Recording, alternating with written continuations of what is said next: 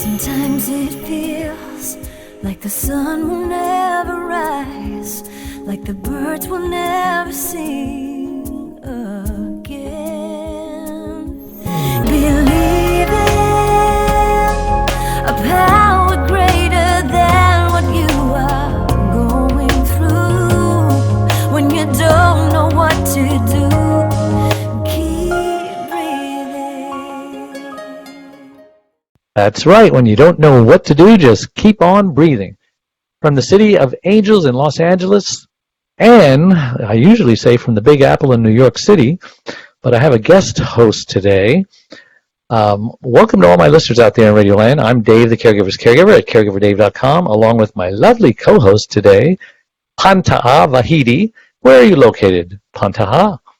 Hi, Dave. I am just south of you from San Diego. Oh, that's right. I remember now. And I'm saying your name correctly, right? Absolutely. You nailed it. She is, I interviewed her a couple of weeks ago, and she was so magnificent. I says, you know what, whenever Adrian can't make it, I want you to be my guest host. She graciously agreed. So from LA and from San Diego on the West Coast, welcome. And we're coming to you live and on demand 24/7 on 25 global audio and video platforms. Platforms like iHeartRadio, iTunes, YouTube, Facebook Live, SoundCloud, Blog Talk Radio, and about 20 more others that I won't mention. And we're so proud to be voted the #1 caregiver podcast of the top 50 on Player FM, and one of the 6 top best podcasts by Caring.com, as well as #3 podcast of thousands on Caregiver Podcasts on FeedSpot. And we have an exciting show planned for you today. Author, speaker, yogi, and philanthropist, Eileen Robertson Hamra. You sound Middle Eastern, like my name, Nasani. Are you? My husband, my now husband is Okay, I knew it. I can spot him. Well, she shares her experiences in her first book, Time to Fly, available now through City Point Press and Simon & Schuster, big publishers. Along the way, Eileen discovered that keeping promises to those that have left this world is a lifelong act, and honoring one love does not mean foregoing the freedom and love that is found in reopening your heart, let's say, trusting a new love and expanding your definition of family. And I agree, it's hard to love again when love has been taken away. But you know what they say, it's better to have loved and lost than never to have loved at all. But before we get started, I want to take a moment to thank my last week's guest, Monique Chapman. And just a reminder, you can watch or listen to that interview and all our interviews on our membership website and all 25 global platforms. All right, enough of that. Welcome to the show, Eileen. Thank you. How are you doing today? Staying safe? Good. Yes, safe. Good. Very safe. I like to ask our guest first question, who exactly is Eileen Robertson Hamra, and why was she placed on this earth?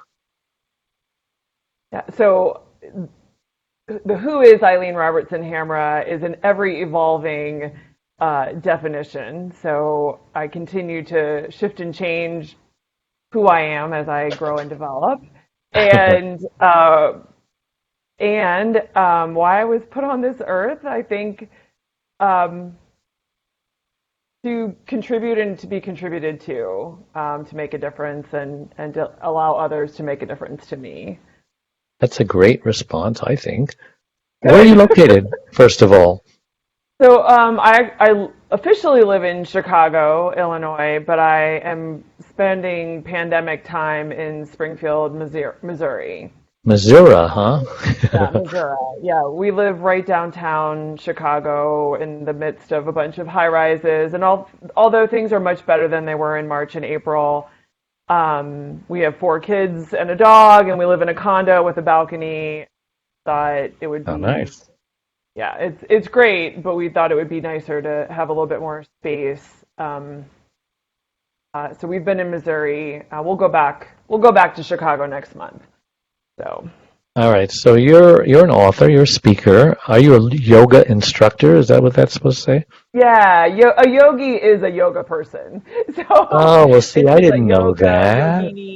Technically, did you know that, Penta? Yeah, just briefly. Okay. Yeah, I don't think it's that It's important. just me. I know what a philanthropist is. We all um, learn every day, Dave, right?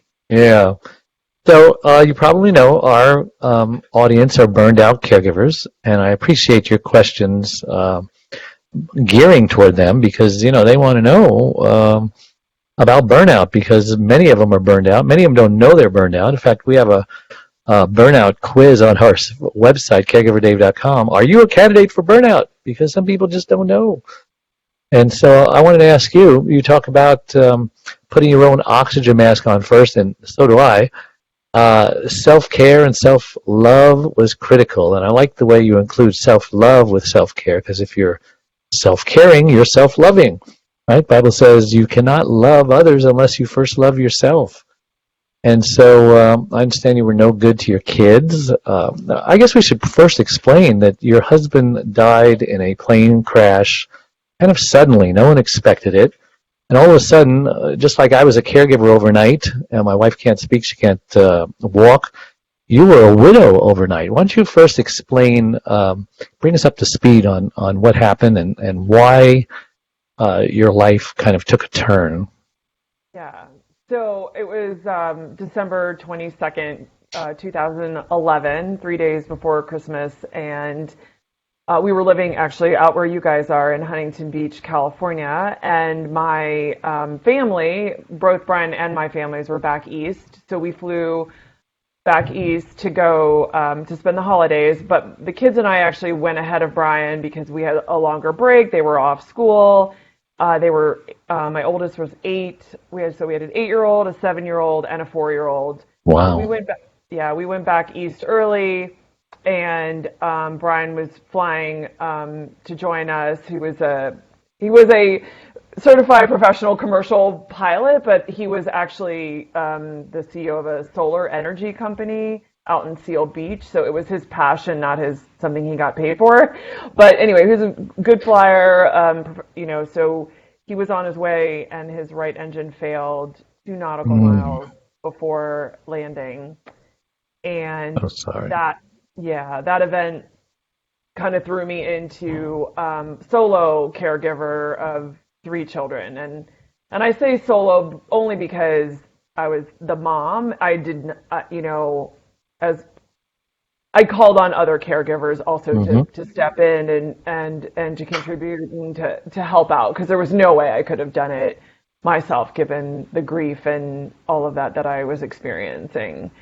But yeah, so I wrote a story about that journey of healing and then opening up myself to loving again. So that's Yeah, the your memoirs. And Yeah. a lot of people don't consider parents. They don't think about it. That parents are caregivers. I mean, you don't have to have a special needs kid to be a caregiver to be, because you're caring for these kids, and it's probably the most important job that there is. And so you became a caregiver, and you had to realize pretty quickly that you were a caregiver, yeah. and you were no good to your kids if you weren't taking care of your needs first. How did you come to that realization? Did it take a long time, or did it come immediately? I'm sure anytime we suffer loss, we go through a grief process. So just take us through Yeah. the process of what happened next. Right. So I realized I was a caregiver before. I think all parents realize they're caregivers. And I've always been someone who, like, this is not good for having newborns, but when you don't have enough sleep and when you're tired, I like have very little patience, like almost none. I have lots of patience, except for if I'm tired. So anyway, I learned, even as a young parent, even with a partner to help me caregive to my children, that self-care was important, making sure that I was physically, you know, good enough or not, yeah, good enough, I guess is a good word to care for the kids. But then I think, going through grief and going through an experience where I myself was in a lot of pain But also then the children were looking to me to continue to support them. And so, And they were grieving too, obviously. oh yeah, they were, varying degrees of understanding. So Max, our littlest, was only 4.5. So he Okay. did not really understand what was happening at the time, but the older ones definitely did. But they all grieved. They all had their own ways of expressing their Mm. grief. And to be able to be there and be able to listen and actually care for them took self-care. So, yeah, and And I agree that yeah, although as a mother you're already a caregiver raising children, and I love how Dave framed it, you're already a caregiver if you're a parent, but to caregive for 3 children that are grieving, illness isn't just physical. And when you're grieving, that's emotional pain. So you were double caregiver suddenly, Double triple whammy. actually, triple I to like to take care call of it. three They say children. the sandwich generation. I like to call it a club sandwich generation. Where you're caring for either your parents or your kids, and now your spouse, and of course it was different in your situation, but your plate was just as full as mine, maybe even more so. yeah, we had a huge life with all kinds of activities, and the kids were, engaged in soccer and dance and Mm. school, and I was actually creating a company in Southern California called Evolution Workforce, which was bringing wellness professionals into the workplace, and this was in 2010, 11, and trying to balance it all. Like, well, without my co-pilot, Brian being my partner, now all of the responsibility was now mine. And so, yeah, there was a lot of shifting and changing and calling on others to support me and the children. So, yeah, So I share Eileen, about, can you yeah. share with us what oxygen mask looked like for you when you say self-care? What do you Yeah. exactly mean? So, well, I mean, there's some of the traditional sort of grief self-care that came with, meals being delivered, right? That I probably had meals coming to my house for about 3 months straight. I also physically continued, actually, that is when I got trained to be a yoga teacher. I decided, I tell a story in the book about actually going in to see Brian's body, and I knew I had been practicing yoga, 10 years before that. And I always wanted to become a yoga teacher, but it's a lot of investment and time. And I'm like, will I ever actually teach? And blah, blah, blah. And when I went to go see Brian's body, I was like, I'm not breathing. And I was like, oh my God, I have to breathe. I have to breathe. I'm not breathing. And when I started breathing, so self-care breathing, taking these deep breaths, I was like, oh my God, how did I forget that we are spirits living a human experience? And Mm. Brian's spirit had been released, and he wasn't in that body anymore. And there was this overwhelming sense of peace that came over me, and I knew I was going to be okay, and he was going to be okay. And I literally said right there, I was like, I'm going to become a yoga teacher. I did. I said, I need to teach people to breathe, because it was, like, you're a nurse, the parasympathetic, sympathetic nervous system. It's like really kicking in the calming breath work that actually Yeah. literally takes you out of flight or flight. So breath work was huge, and then that translated to on the mat. And ironically, I love wine, I love coffee, Hmm. but those first few months, I couldn't. It was like I was already had all this energy, so I mean, meanwhile, I've gone back to drinking some coffee and some wine, but in the beginning, I just didn't. I needed to like stay present. Cleanse. It was almost like too much. Like coffee, I already had the energy that I normally would get from coffee, and then things that would potentially make me relax. I was actually afraid of them because I thought I might really lose it. Like I might never be able to stop crying. So probably for like 6 months, I just didn't take any sort of, I don't know, even substances like coffee or wine. Hmm. And that was useful. It helped me stay present and in the moment and be able to be there rather than trying to escape, which is tempting for sure. But I think part of the healing was, doing my best to stay where I was and in the moment. So, But when you escape, it always comes back to haunt you. yeah, it does. Unfortunately, it's like, yeah, we think, oh, we'll just not deal with it, and then, yeah, that doesn't work.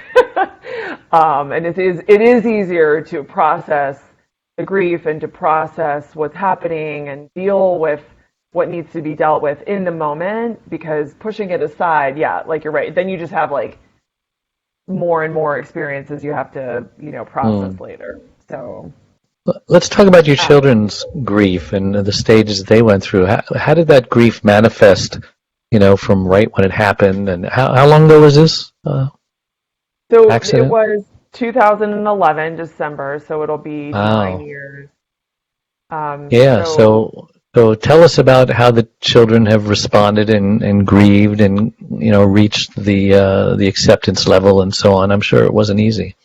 yeah, so one of the things that I've learned, and I didn't know this before, especially about children, is there's developmental phases in life, right? Like they learn to talk, and then they learn to be friends, and then they learn about competition, and then they become middle school people, and then they're high schoolers. So actually, what I've learned is actually they kind of process and grieve at every stage of development.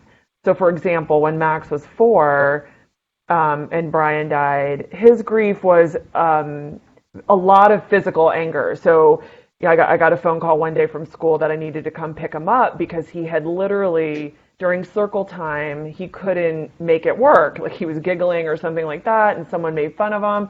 And he got up and he started flipping chairs and flipping tables and kicking. The principal came in to help him calm down, and he's like, "I'm going to go get my daddy's hunting gun and I'm going to shoot everybody."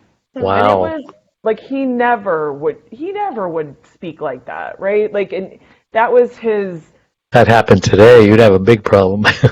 Right. Well, and even then, I mean, people, Yeah. unfortunately, that school shootings, but he was 4, right? And his Wow. his anger and his upset and his inability to is that not inability? That was what he was doing to process. But for me, it didn't. I was like, I'm sorry, I touched my microphone.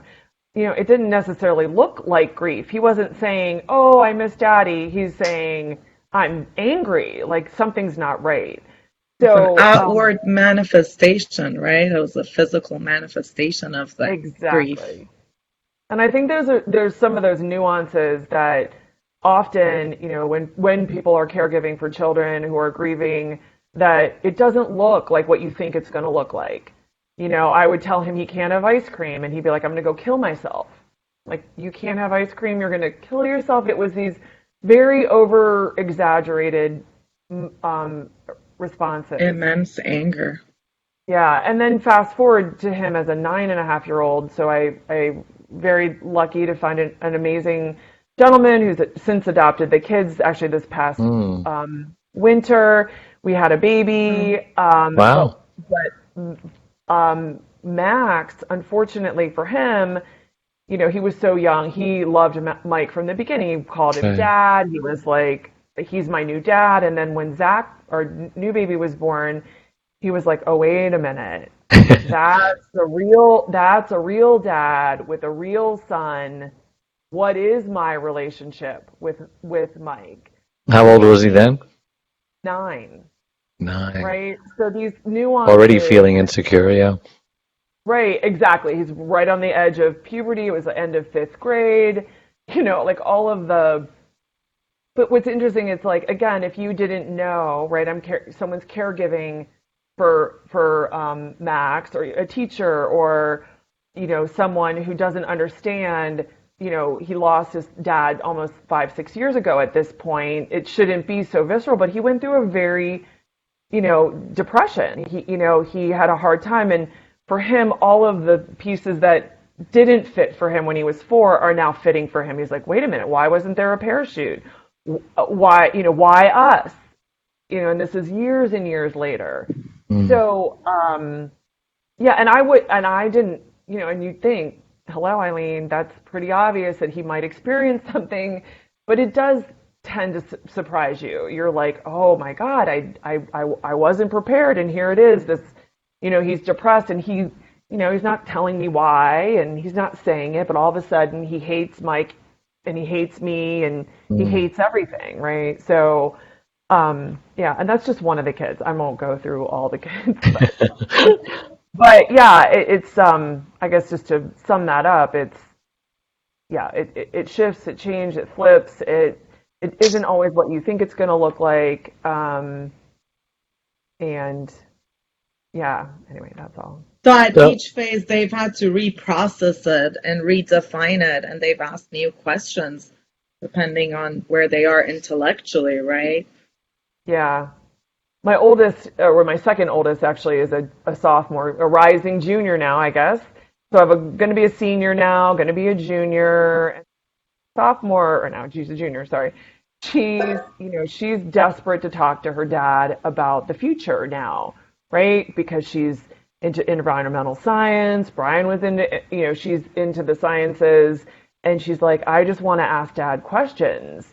And yeah, it's sad. And, actually, it's really interesting because I learned a lot myself in supporting her as a caregiver. So I or her mother, but, you could say caregiver.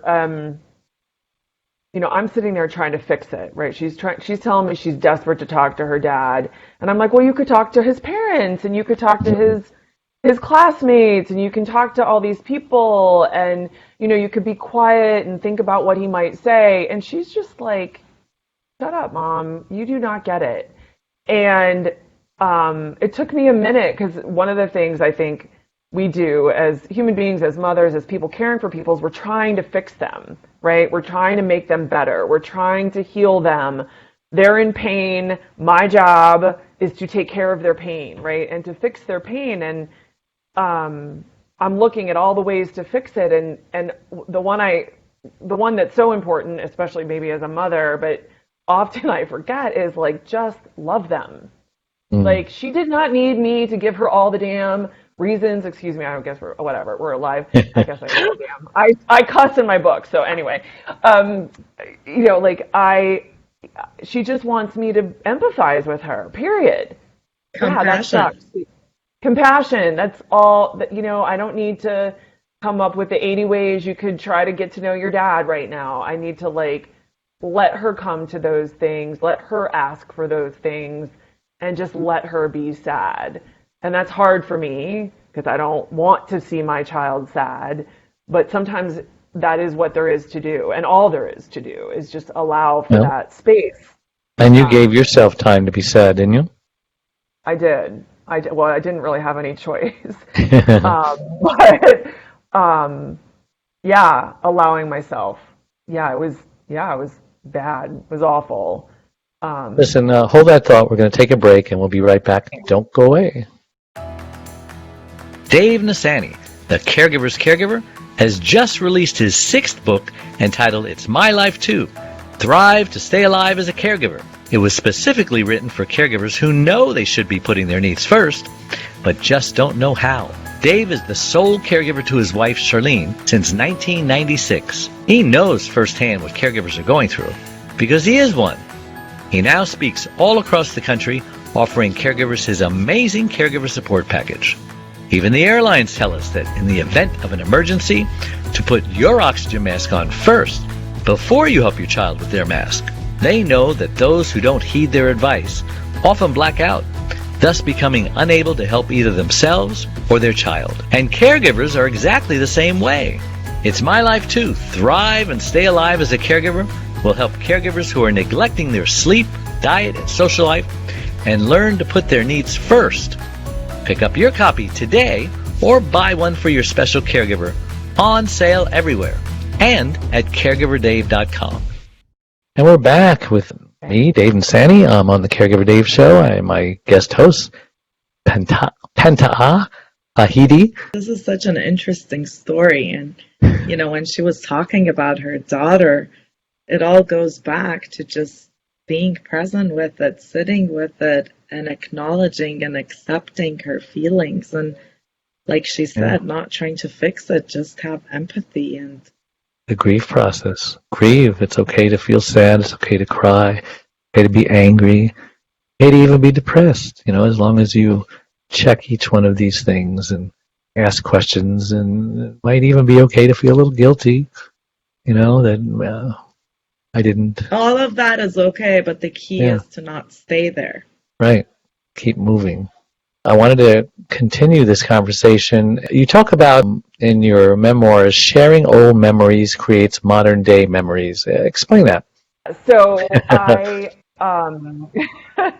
so the way the brain works, right? Like telling stories and sharing stories.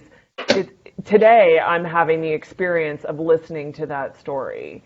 So, well, you can think of it easily for children. Like children they don't remember probably anything that happened to them when they were 3 or 4 or 5. And we often have memories of things because people told us stories of those, and it actually reinforced the memory that was happening. So, we tell stories about, camping with the kids, like, oh my gosh, or like Brian used to take the girls camping with the now not politically correct name, and it was never politically correct, but the Indian princesses, the YMCA Indian princesses.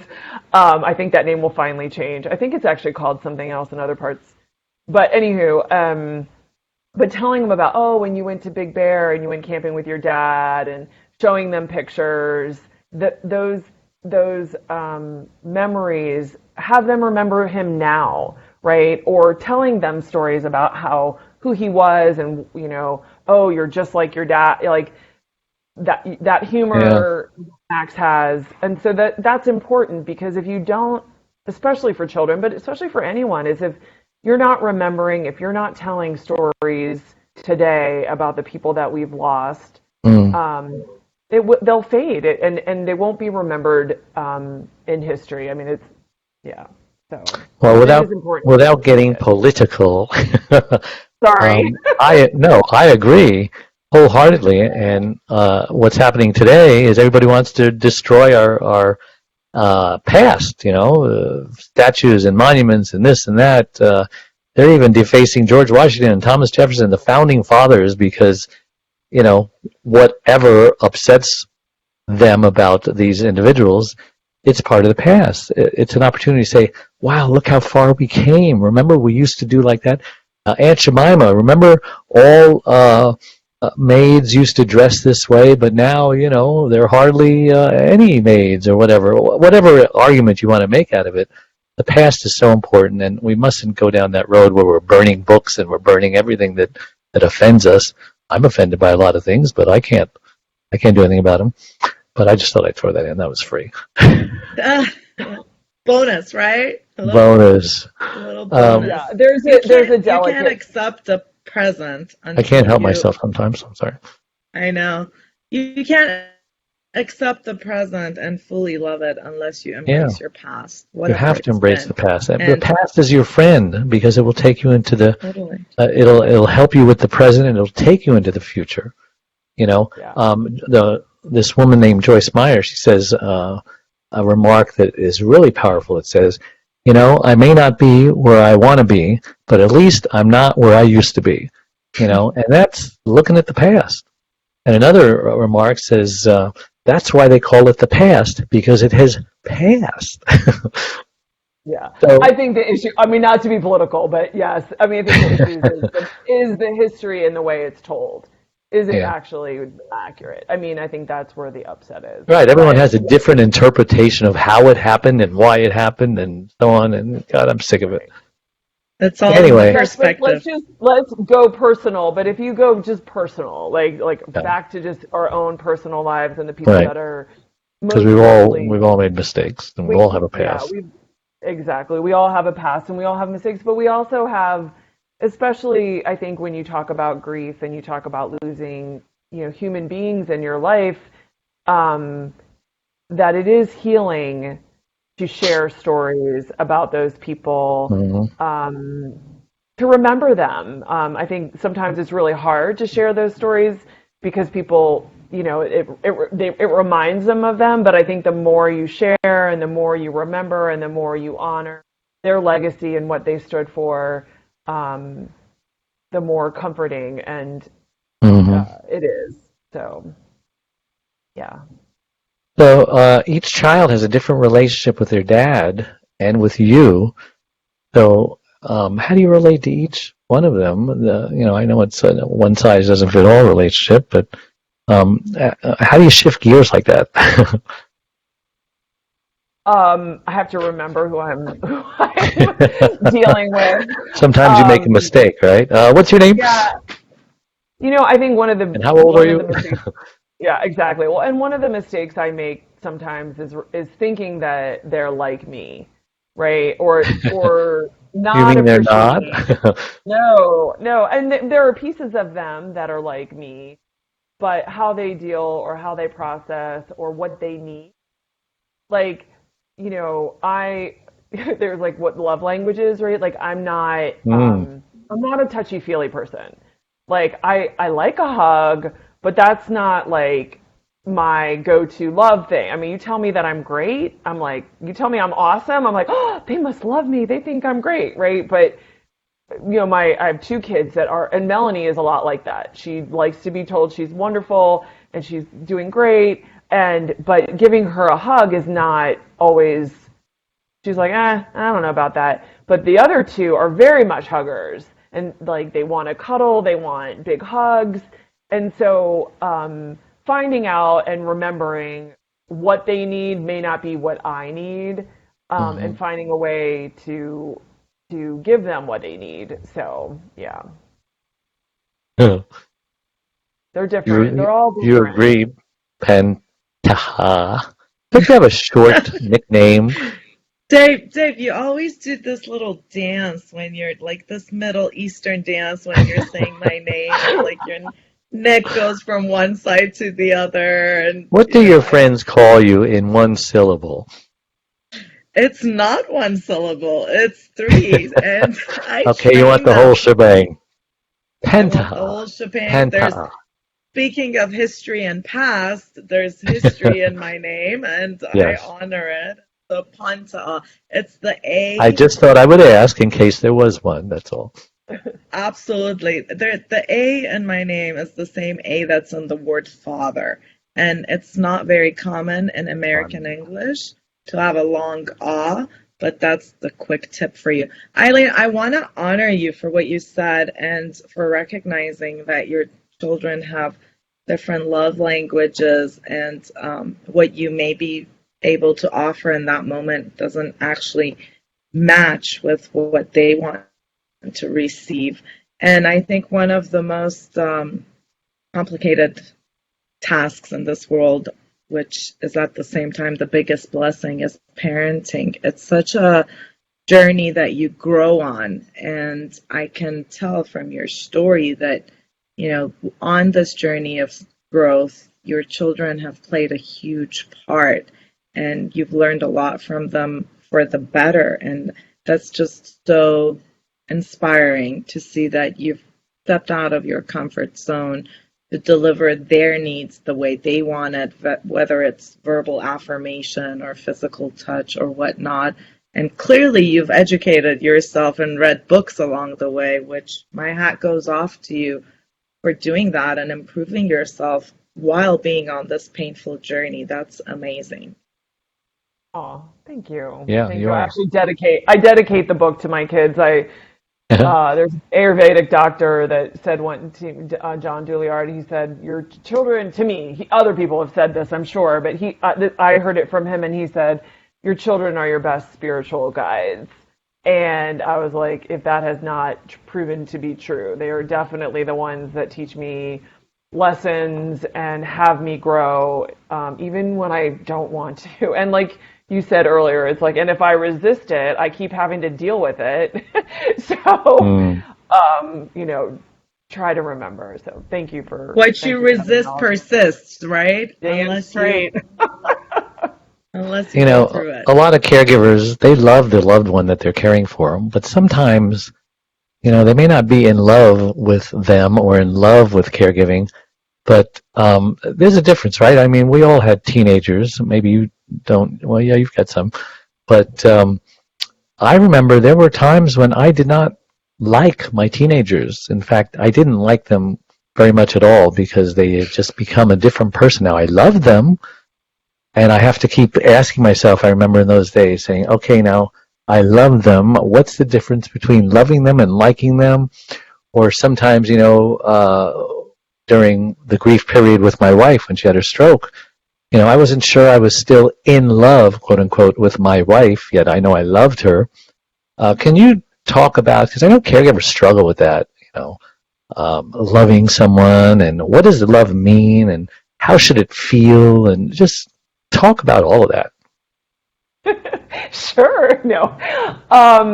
So actually, I do tell this one story actually in the book, and it's um, so I had to go pick up Max that day from school, and he came home, and I told him he couldn't do his video games, and he was like, "I hate you," and he Mm. was like screaming at me, and he was like, "I hate you." And we had this little feeling book that we were working on, and it was like all the traditional parenting moments where I'd be like, if you say that one more time, I'm going to give you a timeout, right? But I all I said to myself was just love him, like just love him, and sit there. And it was kind of a bizarre moment because he was struggling, he was angry, he was yelling at me, and I just literally deep breath, took some deep breaths. I was like, and sometimes I was like, just love him, just continue to love him. And all of a sudden, I noticed, I was like, he's not getting up off the chair. I was like, wait a minute. He's yelling at me. He hates me. He's going to go throw me off a mountain and go get his new dad to let him play the video games. That's what he told me. And I was like, but he's not leaving. And it was his way of pushing me, pushing my limits, seeing how far he could push me. And is she going to leave? Is she going to, because he was trying to reconcile what happened with his other parental figure leaving him, right? Anyway, so yeah, so the whole, I talk about love after loss. So I don't know, there's so many angles to love. There's like books and there's whole radio stations on this, but what do I want to say about love? I think What is it to you? Give us to Eileen me, Robertson's Eileen, definition. yeah, just to really allow people to be where they are and appreciate them for where they are, giving myself compassion for my reaction. Um, I guess I'm thinking about what you just shared about your wife when she had her stroke, and yeah, like that's a big shift in the physical way she was. And okay, so okay, I'm thinking Mm. about this, but okay, so I actually talk about the transition of loving my late husband because I think the physical piece of him was clearly gone, but his spirit was definitely still with me, and I could feel him in signs and around. And I actually declared, I was like, I will love him until the day I die. And when I met my new love, my now husband, Mike, I had to reconcile that. It was like, well, how can I love someone? How can I have these two loves of my life, even though one's gone, one's dead, and one's alive? And how do I honor Brian, write a whole, book about him, or talk about him at, over dinner, and but also honor and love Mike and make like, because he's an amazing human being that's like an amazing father and businessman and caregiver. Thank God for him. He Uh-huh. really everybody thanks God for him, for me. But like, so balancing those two things, it's not always easy, but it is possible. Mm. um yeah, so that probably wasn't the greatest answer, but That's what's coming That to was my mind. beautiful. Your Yeah, definition of Yeah, good love job. to allow people to be who they are. I think that's beautifully said. yeah. Couldn't It's have said it better myself. So we're going to take another break. yeah. Don't go away. We'll be right back.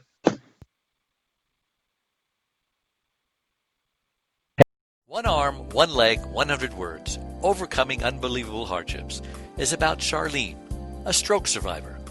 Back in 1996, Charlene was a healthy, normal, very active 52-year-old woman whose amazing talents resemble that of both a Martha Stewart and a Wonder Woman.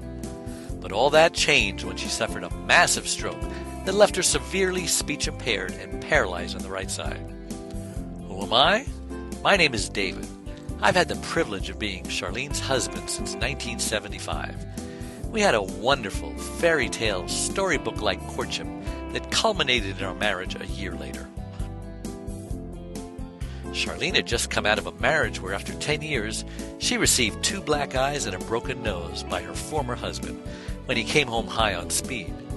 Charlene believed in no second chances of any kind for abuse, so she left. Finding herself all alone in the world with her 5 and 10-year-old daughters Cynthia Lorraine and Deborah Lynn, she started raising them by herself for the next 2 years. Then fate brought us all together.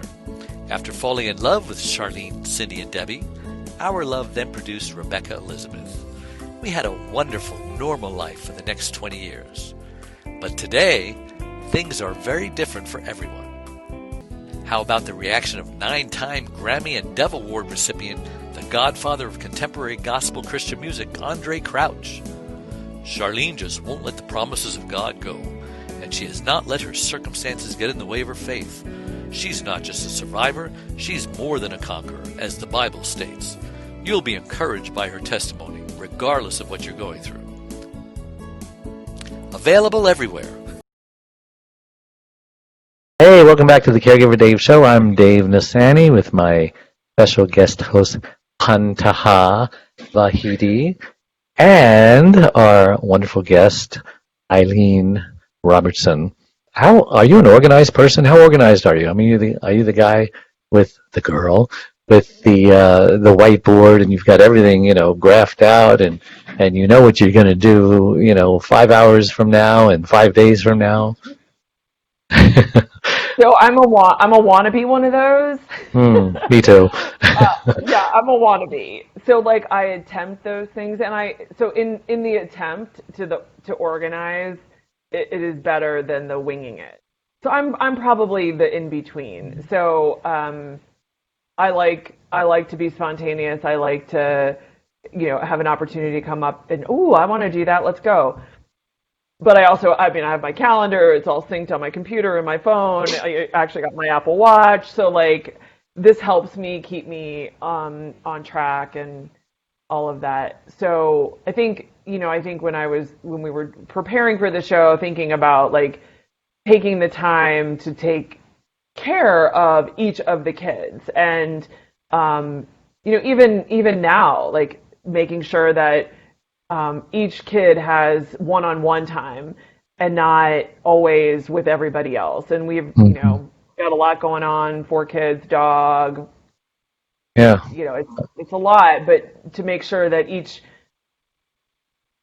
child person has an opportunity to feel like they're connecting and we're listening to them. How often does that happen? The one-on-one time with 3 kids. How long does the rotation take to start over again? Yeah, I mean, like officially, like going out, like it's interesting. Pandemic. Well, it doesn't have to be going out. Just special time. No one else around. You're looking at them. They're looking at you, and they feel like they've got you. Yeah, what's interesting? The pandemic has actually helped a ton with that because we're not going anywhere. We're all together. Like they weren't going to school, they weren't going to dance, they weren't going to rock climbing, they weren't going to soccer. So any homeschooling going on? Yeah, a lot of homeschooling. Thank goodness they were all the baby. He was just distraction, but because he was 2.5, he just turned 3. But the others, thank goodness they're self. I don't need to teach them. I couldn't teach them. They're taking like AP physics and all these. I don't know that stuff anymore. But the one-on-one time and the conversations were actually probably almost daily. But non-pandemic time, it was probably, making sure, hopefully like every other week, there'd be a good chunk of time where we could do something. Has been a little bit different lately because we've had more time to be together, and so the one-on-one time has been better. Eileen, has your place opened up a little bit? Yeah, I mean, we're in Springfield, Missouri, so part of it is that we don't really know anyone except for we have some families, so it's actually kind of easy to social distance because we don't really, it's not like we've got friends we're dying to see. We have seen some family, but yeah, and then Chicago is slowly opening, and they're actually doing well. So we are going to go back. They're planning on opening schools, at least the private one. I have one child in public and two in private. So we're planning on going back and hopefully being able to be in school for as long as it makes sense to keep everyone healthy. Well, San Diego has opened up, hasn't it? They did open up, but now they are putting some restrictions back in because of the surge, and so we're kind of going back and forth between opening and closing and seeing where we are on the graph and the peak.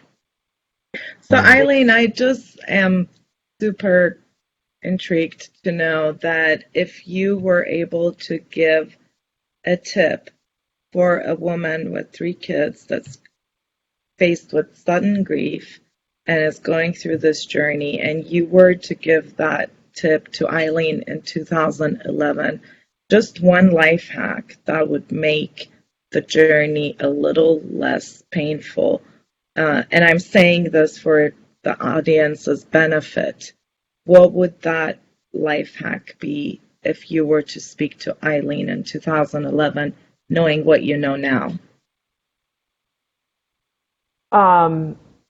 Ask for help, and then notice the help. Like notice look around. Like I actually do believe that like the world provides, the universe provides, God provides, Allah provides, however, whatever, I have a spiritual belief that what you need, you will get. It won't always look like what you think it should look like or what you want it to look like. But whatever you really need, it is there and provided for. Yeah, you are provided for. Sometimes you have to shift your mindset and say, oh, like I wanted this and I got this, but this is actually great. It's like, and to ask and make requests. I think sometimes it's really hard, and I have a hard time. It's like I like to be independent. I don't like to be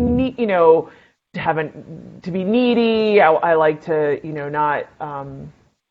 I like that independence, but when you're faced with this situation, I think this is one of those interesting things. Like we all love to be a contribution, especially people that listen to this. Like we all love to be well, we don't all love to be caregivers, but a lot of people, we love to care for people.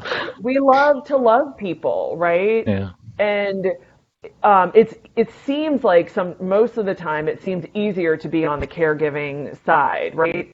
But often being on the receiving end is just as big of a contribution. We don't like to be the ones that need all the help. We don't like to be the ones that are flat out grief, can't make a meal for themselves, can't remember anything because your brain is in brain fog. You can't remember all the details you're supposed to do. It's like reach out, because those people that can contribute to you, that's a gift to them too. They get to love you, and it is a give and a take, and to balance that out. And I'm really grateful that I did have a huge community of people that when I said help and I needed it, they came running. And if that isn't the case, keep looking, because it's out there.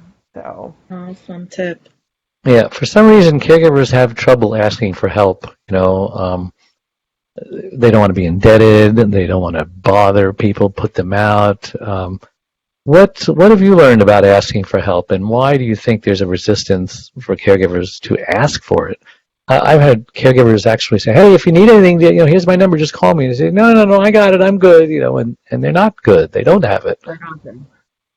Yeah, I think, um, yeah, it is that indebtedness or that feeling like, well, if I, for me, it's like, well, gosh, if I help them, or they,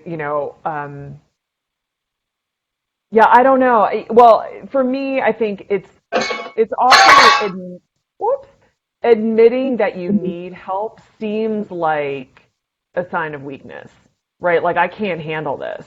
Hmm. Like, and even like today, or like whatever, the kids are driving me nuts. Like you said, like your teenagers, like they have pushed my button. I have lost all patience. All I bets are off.